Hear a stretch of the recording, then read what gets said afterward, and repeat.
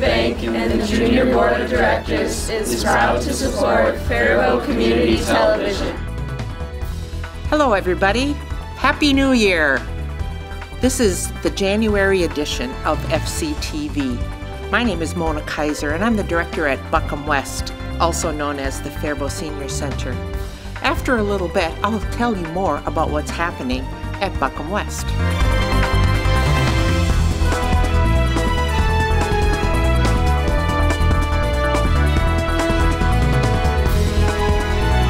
Hello, I'm Kevin O'Brien. First off, Happy New Year. Welcome to 2022. We're at Park and Rec. We're excited for the programs that we're going to offer in this new year. Some upcoming events will be Frostival, a fun, family fun, friendly event featuring horse-drawn wagon rides and dog sled rides in North Alexander Park. The next one would be Neon Night, kicking off the new year on January 15th. It's a Saturday evening. This will be probably our third time doing this event. It'll be a fun glow event here at the Community Center Gym and Pool. There'll be thousands of glow sticks, glow art, and other activities to do in the gym. Next will be the Family Free Throw Contest. It's a free event, no pre-registration required. Look for that in our bulletin. Biddy basketball, Saturdays for girls, grades 1 and 2. Biddy basketball is Monday and Wednesdays for kids in kindergarten. Next would be Open Gym, currently being offered 7 days a week at the Community Center Gym as well as the Washington Rec Gym as well. Check the Open Gym schedule for that. Open Skate, the Faribault Ice Arena, will continue through early March.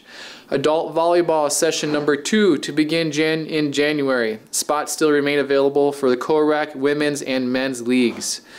The ukulele lessons, 5th grade and up. Guitar lessons, 5th grade and up. Mandarin, Chinese, ages 6 and up. And Tuneful Tots for ages 0 to 4 years old. That would be at the Washington Rec building. So also some changes coming ahead for our group exercise classes. Beginning January 3rd, all group exercise except for bag boxing will be moving to the Buckham West Yoga Studio. All patrons will need to enter through the community center doors. Bag boxing will be the lone class to continue to be held at Washington Rec Center in room 105. Also, we're starting to gear up for summer. Hard to believe that summer is already on the horizon, but here at Park and Rec we're getting ready. Biggest things would be staffing. So if you're interested, looking for summer jobs, Park and Rec is hiring and gearing up for summer. So summer rec staff, summer athletics, youth athletic staff, as well as pool staff. So don't wait until the last minute to get any certifications needed, say lifeguard certifications. Be looking for classes through our Buckham Bulletin and also postings on our Facebook page. Don't wait till the last minute. They're weekend-long classes and take some time, and we can't do them last minute because of facility prep and staff training. So look for those ahead of time. Thank you.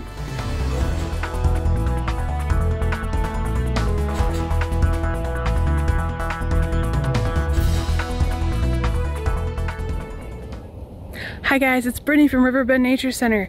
Here are upcoming programs for January. On Tuesday, January 11th and 25th, we have our Little Sprouts program. It's a parent-child program for birth to 5 years old from 9:30 to 11. The cost is $10 for non-members, $5 for members. Friday, January 14th, we have our Full Moon Luminary Hike and Snowshoe program from 6 to 8.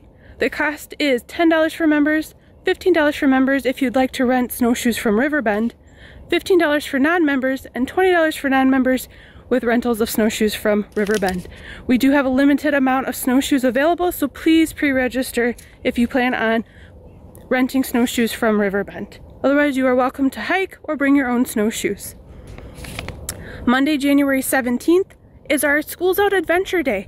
A time for kids who don't have school and want a fun place to come can come and spend with Riverbend staff doing fun activities.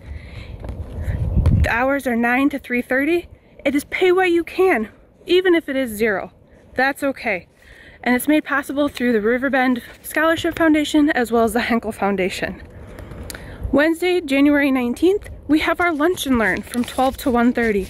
This month's program topic is the 3 R's, which is reduce, reuse, recycle, and Molly, one of our naturalists, will be doing that. It is bring your own lunch.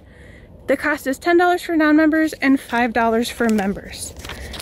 We also have, on Saturday, January 22nd, our Science Day sessions. For grades K through 5, we have 2 sessions. Our first session is from 10:30 to 11:30, and it's Give a Hoot About Owls, so come and learn about owls with one of the Riverbend staff. Our second session is 12:30 to 1:30, and it's animal tracking, so we'll look around Riverbend for different signs of animals by their tracks. The cost is $10 per participant per session. You can come for one or you can come for both. It's a great day to get out and it is a family-friendly event. Also, with winter comes ski season. Riverbend has 7 miles of groomed ski trails.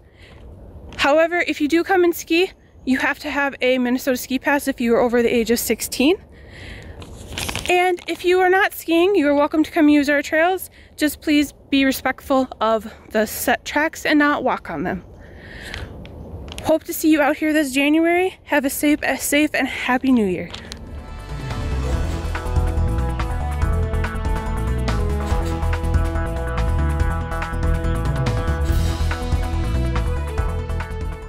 Hi, this is Dr. Corey Miller with Ritchie Eye Clinic and LASIK Center. I want to first and foremost wish you all a happy new year. I hope it brings you much joy and you guys have a wonderful new year.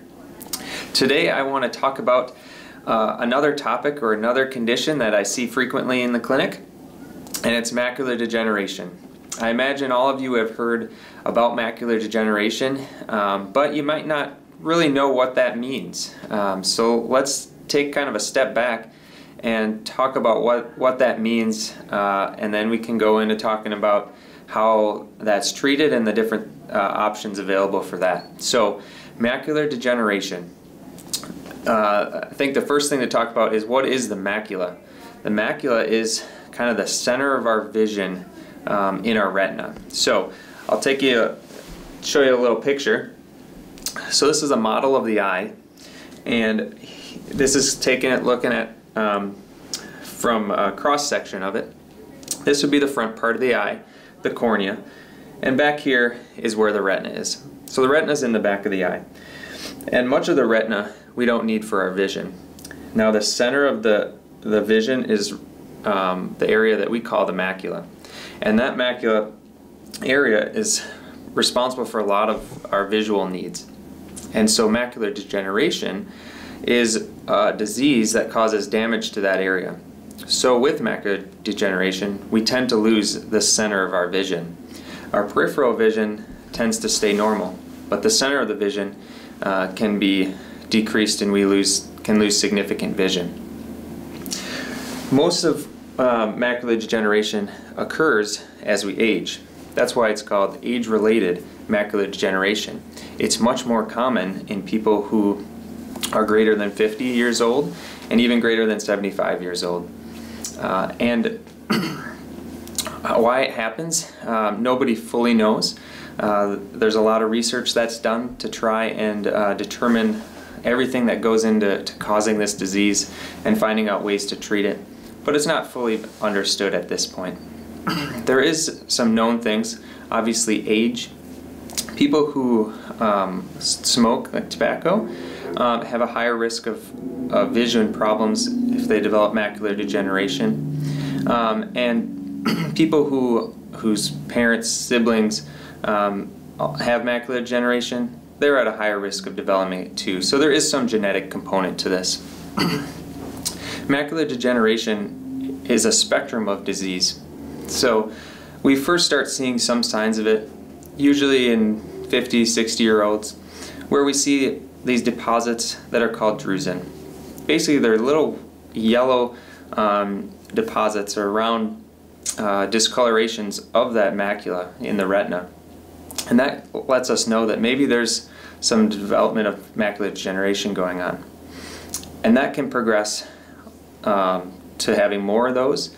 It can cause areas where the vision then can decrease because of swelling, bleeding, and that's where really a lot of the vision complications from macular degeneration occurs.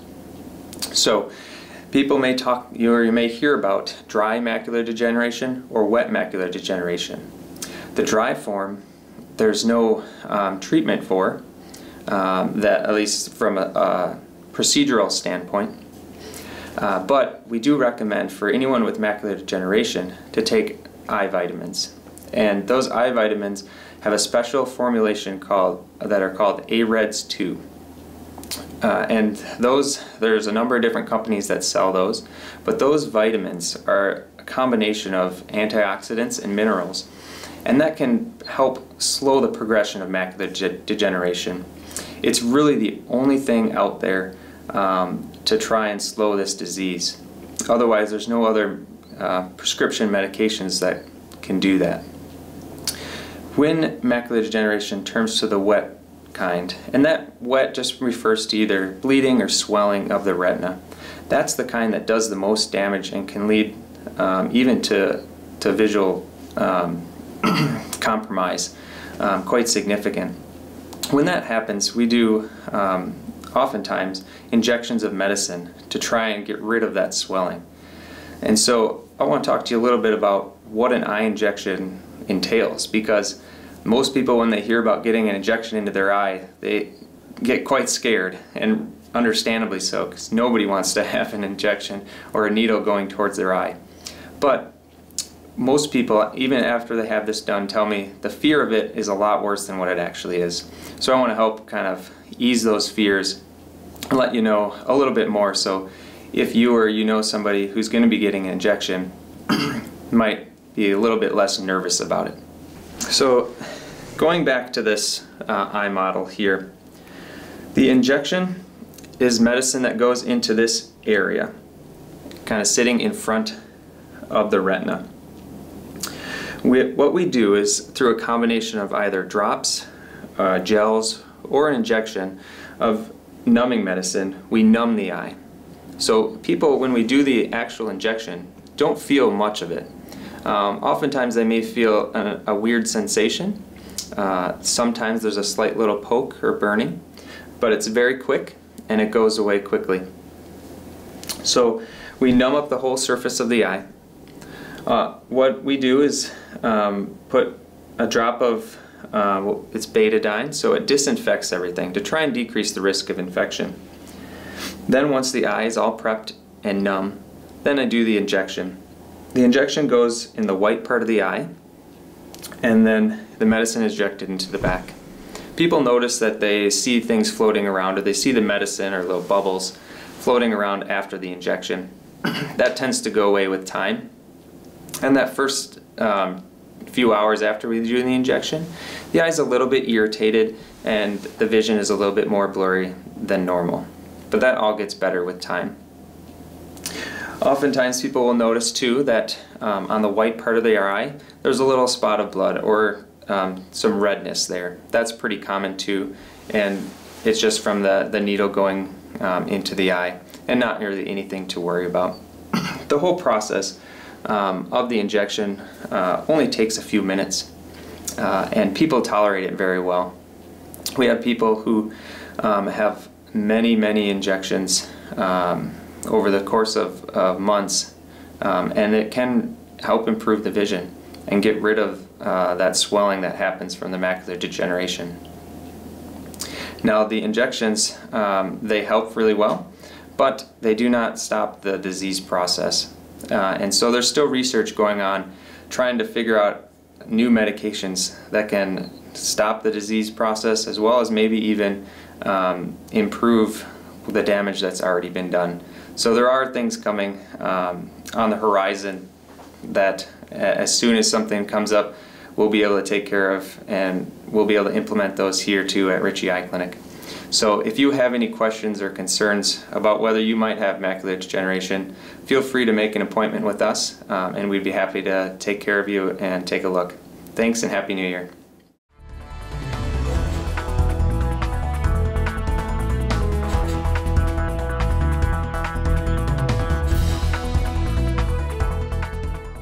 Hi, I'm Jessica, the pharmacy manager at Hy-Vee in Faribault. Today I'd like to talk to you about your New Year's resolution. So I'd like you to go through your medicine cabinet as your New Year's resolution. Look through each of your medications and make sure you know what all of those medications are for, why you're taking them and when you should be taking them. If you're not sure, the best thing to do would be to call the pharmacy, and you can talk to one of the pharmacists or pharmacy interns, and we can go through your medications with you so you can make sure that you know what your medications are for, when you should be taking them, and if you should still be taking them. Some people do have a lot of medications piled up at home from their doctors. They're not really sure why it was prescribed or when it was prescribed, and they haven't been taking it for a while. So it'd be good to call us and talk to us and find out if you should still be taking it. Also, medications, they do all expire a year after they've been put in their bottle. They can start to lose potency at that point due to like exposure to just it being a little warmer in your home or some moisture in your home. And so it's best to get rid of them at that 1 year mark. And then over-the-counter medications have an expiration date on their bottle, and you would go by the expiration date on the bottle versus the 1 year rule for that.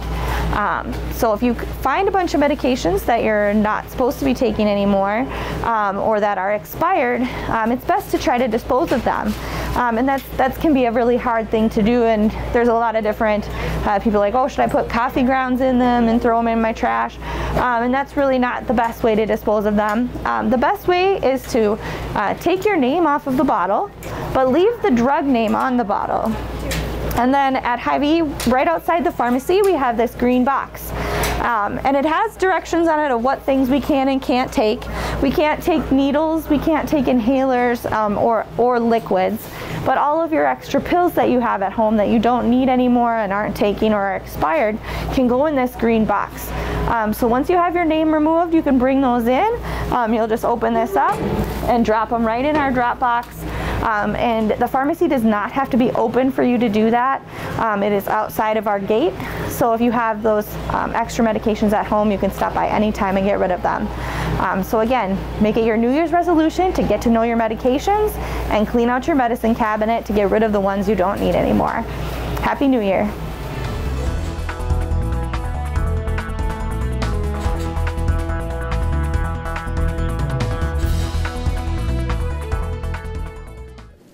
Welcome back, everybody. Once again, my name is Mona Kaiser. I'm the director at the Senior Center, Buckham West in Faribault.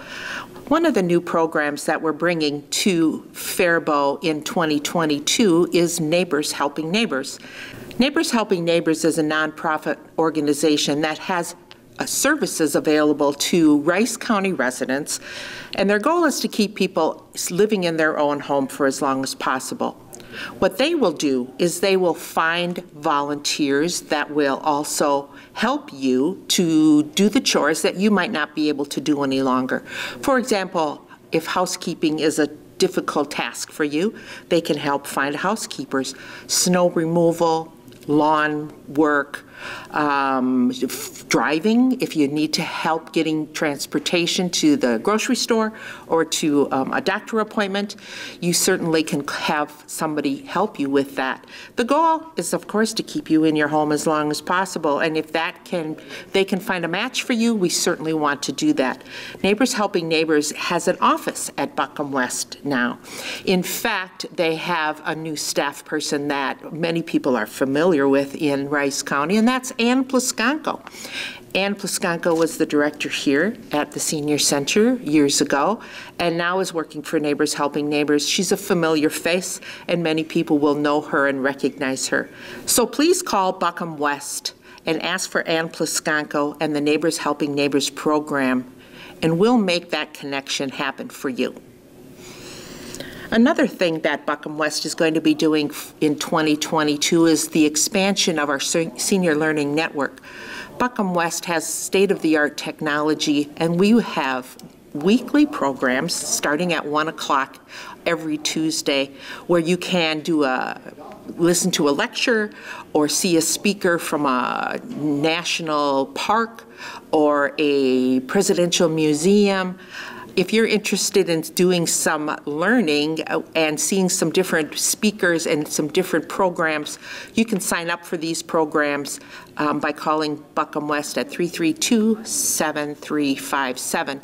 The schedule is on the website, so you certainly can look up to see what the next program will be.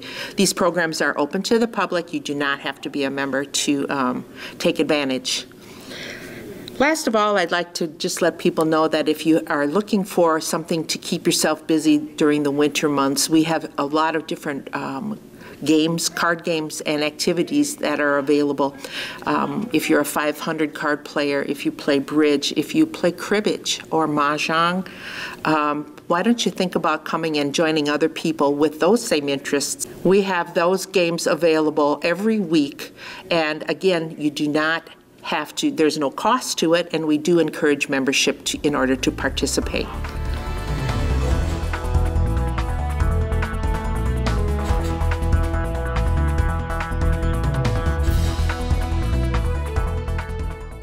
Hello Faribault, Nord Johnson here with your Faribault Area Chamber of Commerce and Tourism. We're in that no man's land between Christmas and New Year's here at the Chamber of Commerce. It's been, in reflection, it's been quite a year. I've kind of described actually the way that 21 and 20 have sort of melded together. At one hand, it feels like it's been an eternity that these 2 years, with all of the challenges that came with the pandemic. And on the other hand, it seems like it's whisked right by swiftly both years. So that said, I've got a few things to share today. Most importantly, a note of appreciation for all of the partners that we've been able to engage in our work over the last, we'll call it the biennium, helping move very, very important projects and initiatives forward in Faribault. So humor me for a second. I want to read you a list of organizations that we have been very closely involved with, and two of the most important, most productive relationships that we've been able to share: the Faribault Public Schools and South Central College here in Faribault, the Faribault Industrial Corporation, our own board of directors and our vision task force here at the Chamber, two statewide organizations in the Minnesota Chamber of Commerce, as well as the Minnesota Association of Convention and Visitors Bureaus. In fact, I am outgoing president from the Minnesota Association of Convention and Visitor Bureau Board, and was just assigned a seat on the Minnesota Chamber of Commerce Executives Board of Directors. Now, the key to having those relationships for our community, the benefit that we receive, is twofold. First of all, I'm able to glean very good information, ideas, processes that other successful communities in Minnesota are using in order to help their chambers of commerce be the most effective advocates for their business community and their communities as a whole. On the Minnesota Association and Convention and Visitors Bureau side, what's specifically helpful there is I'm able to share with that group what Faribault's visitor assets are, and the word spreads across the state. Now, visitor assets and business assets and community assets really work together well, and they're sometimes separated when they shouldn't be. And the way I usually like to describe that is that if it's something that a visitor likes to come to your town and enjoy, whether that's a park or a museum or a great downtown or a nice restaurant, well, those are things the citizens like to enjoy as well. So we can work those together because they benefit from both angles. A couple of the other organizations that have been fantastic to work with this year, and a note of thanks for all of these, include the Faribault EDA and the Faribault City Council in the City of Faribault. Also, Alina Health has been a fantastic partner.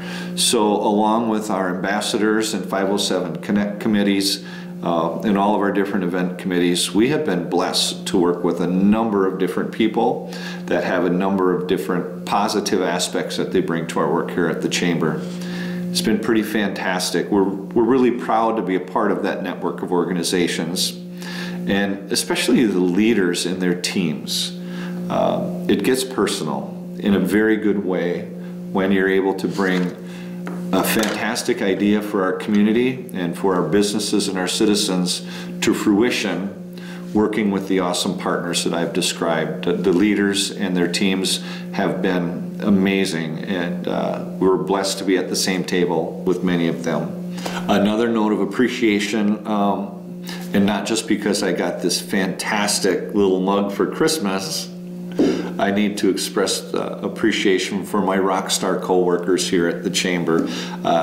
Kelly Nygaard, who is our tourism director, Cassie Steves, who is our operations director, and certainly Kim Anderson.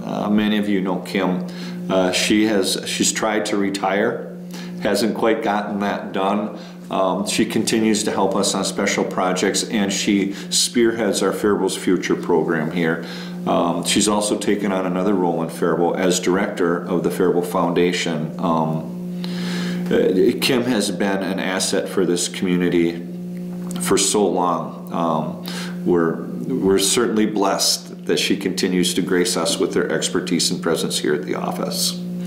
Finally, I'd like to finish with this. As the challenges seem to be creeping back around the pandemic and there's another surge, I think it's just incredibly important that we all, every one of us, understand that none of this is easy. Nobody's asked for this, but we're all dealing with this and working our way through it together. And we must do it with kindness. Every turn of the corner, do your best. I'll do my best to continue to go about our work of making this town even better than it already is, and doing it with the notes of kindness in all we do. So here's to 2022, and thank you, Faribault.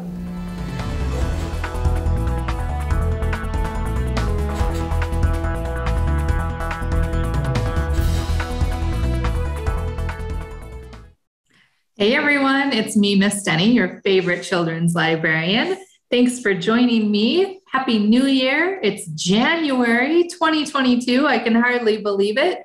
And I'm here to tell you about everything happening at your library this January. Let's jump right in.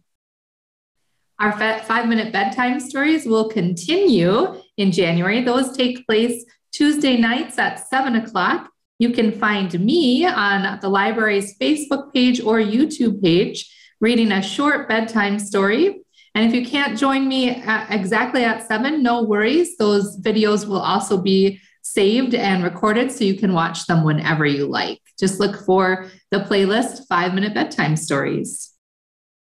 Our Storytime Share and Tell will resume on Zoom in January. That takes place Wednesdays at 10 a.m.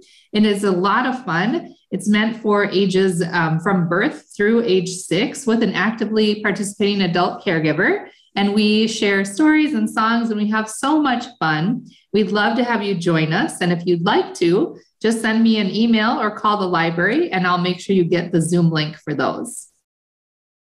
Our Teen Advisory Board, or TAB, as we call it for short, is for youth in grades 6 through 12. And our January meeting will be on Monday, the 10th at 4:30. If you are interested in becoming a member and applying to join TAB, please let me know. I'd love to chat with you more about it and get you all the info. The library will be closed on Monday, January 17, in honor of the federal holiday for Martin Luther King Jr., and we'll resume our regular hours the following day. Our book clubs will have, both will meet in January as well. Books and Brownies is our book club for grades 2 through 5, and they will meet on Monday, January 24 from 4:30 to 5. And Pizza and Pages is our book club for youth in grades 6 through 12, and they will meet on Monday, January 31st from 4:30 to 5.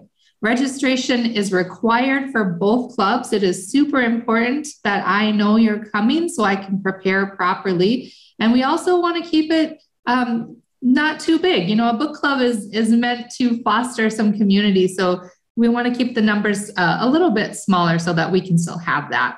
The assignment for both book clubs is to read a Maud Hart Lovelace nominee for 2022. There are a number of books nominated. We have them all here at the library. I'd love to chat with you more about them. But I also want you to know, if you don't want to read a Maud Hart Lovelace nominee, that does not exclude you from coming to the book club. So you can still come and just talk about whatever you're currently reading as well. The point of both of the clubs is to build new friendships and to celebrate that love of reading just for the fun of it. So I really hope that you get in touch with me. I'd love to have you join the club that matches your grade level. Our adult winter reading program will kick off on January 3rd. It's for adults and almost adults, so ages 16 and up. The winter reading program is called Buck'em Book Bingo, and it's super fun and really easy. So you can stop in the library anytime we're open starting January 3rd and register. And when you do, you'll get a Buck'em Book Bingo sheet to keep track of all your reading activities. And then you have until the end of March to sign up and return that completed bingo sheet in order to be entered into a prize drawing. And the grand prize is a Kindle Fire. So wouldn't that be cool? Get rewarded for doing what you already love, reading. So stop in anytime in January or February or March and sign up. And don't forget to finish by the end of March. And so you can be entered in that prize drawing. And then our Faribault Ukulele Network, or FUN, is headed up by Alan McCulley. She's our resident ukebrarian here at the library. And if you're interested in becoming a member of FUN, they meet on the 2nd and 4th Thursdays of the month. This month, January 13 and 27 at 6 o'clock. Now, you must be 16 or older. You must have your own ukulele, your own tuner, and your own music stand. And we do have some music available for purchase. You also need to be able to tune, hold, and strum a ukulele all on your own and be able to play at least 5 chords. So that excludes me. But if you would like to join FUN, please get in touch with Ellen here at the library and she'll tell you more all about it. And then if you have any other questions about these or any other programs here at the library, you can give us a call, you can send us an email, you can stop in, and you can follow us on our website, our Facebook page, our Instagram page, and also check us out on YouTube. And that is where you'll find a bunch of videos from me, like Fairy Tale Fridays and Reading with Miss Denny, and the weekly read as well. So we'd love to see you here at the library. Stop in anytime. Happy New Year, everyone. Take good care. Bye-bye.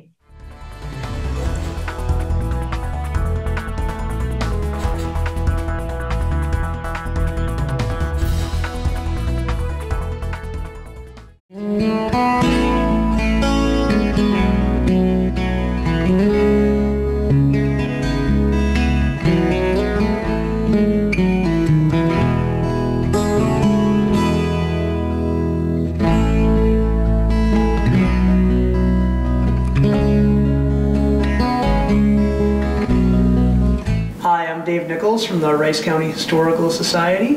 I have Charlene Erickson Knox here with me, and we are sitting in our Bishop Whipple exhibit. Charlene and I worked very closely on developing this and figured we'd take some time to go over the background of how we put all of this together and talk a little bit more about the exhibit. So Charlene, thanks for being here with us. You're welcome. Thank you.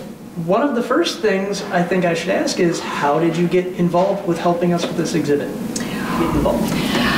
I got involved at the beginning by doing research for the Northfield Historical Society and for a project for them, and I was able to, I'm in the process of that, I met with the curator at the time, which was Amanda Roberts, and the director here, Sue Garwood, and I talked to them and said, well, you know, do you have a small project maybe that you would like to have me work on? I'd like to do some more research.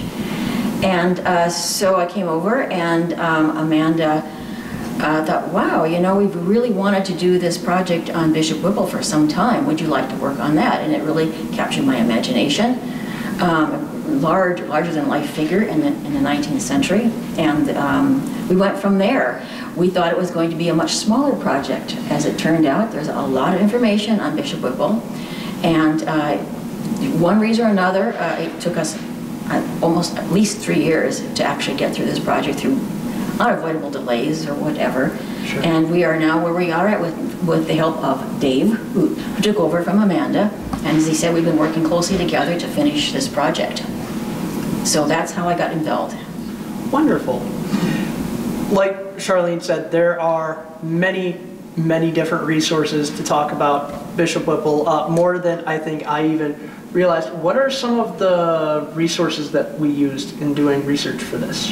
I first started out by just looking at what resources they had in the resource room, just to get myself acquainted with the subject matter. Many of them were actually written by, of course, white writers, not so many by the native populations themselves, so that took a little bit more digging. But Bishop was very involved in the negotiations between the Ojibwe and the Dakota, particularly in the U.S. Dakota conflict. So this was one book that we used, Lincoln's Bishop. He was caught in the middle of the white populations of the time and the Native Americans. There was a good deal of misunderstanding and conflict that was going on at the time in the 19th century. And so there's another book that was significant for me in research, was Man in the Middle, written by a theologian. But as we tried to get a little bit more of the Native American voice in this project, we found something called Through Dakota Eyes, which was much more specific about their recollections of what happened during the U.S. Dakota conflict. And we'll certainly talk about that more as we go through about the various phases of Bishop Whipple's life in Faribault. But there were many books, and I don't think that people realize exactly just how famous an individual he was, and that people were writing books about him. He's been kind of forgotten over the years, especially in the 20th century and the 21st centuries. And this project is hopefully going to bring him back to life, and his enormous contributions to the state of Minnesota, and particularly to the Native American populations, who he supported strongly even when it was very unpopular. And this exhibit covers, as best we could, all of Bishop Whipple's life. Correct. He was born in 1822 and died in 1901, so that's quite a decent chunk of time, and we have only so much wall space to devote to him, but hopefully we've covered quite a few topics. I would say, and you and I did quite a lot of research in looking at this, I would say the hardest part was probably the early part of his life, where there just wasn't a whole lot to look at. Would you agree with that? Yes, as far as finding exhibits, we used some photographs from one of the major books that we researched from, which is up here, and The Wilderness Shall Blossom. An author had done a fair amount of research on him, and there were quite a few photographs we had to pull from that. But his family was not photographed. His places of schooling were not necessarily photographed, so Dave had to be creative on that part of it. We had the information, but not the exhibit material. And it's worth noting that part of that is because photography hadn't been invented yet when he was born, at least in a mass use. That didn't really come about until after really the Civil War and beyond is when photography became popular. So finding a picture of him is at best a drawing, if anything. So we talk about his early life and his education and starting his family with Cornelia, who he was married to for, oh goodness, probably 60 years? That sounds about right. Well, many decades. Yeah. And then we go into him becoming a bishop and getting involved in the Episcopal Church. One of the artifacts that's really neat about this particular case here, we talk about that, is we have one of his briefcases that specifically says Faribault on it. It's a really neat little piece. Part of the reason that Whipple came to Faribault was because of Alexander Faribault himself. He helped get him a house, really sold him on the idea of Faribault as a great place, and it became the seat of the diocese for many, many years. After that, we go into talking about the establishment of the cathedral, and that's the first Episcopal cathedral in the country, correct? In the country is the first, yes. So, and that's built right here in Faribault, you know, just a couple of blocks down here from the Historical Society. And then, of course, you can't talk about Bishop Whipple without talking about Shattuck and St. Mary's and Seabury and all of the different schools that he was involved with. You to come on down. We're open 9 to 4 Monday through Friday, and we are on the east side of the Rice County Fairgrounds. Rice County Historical Society, preserving the past for future generations.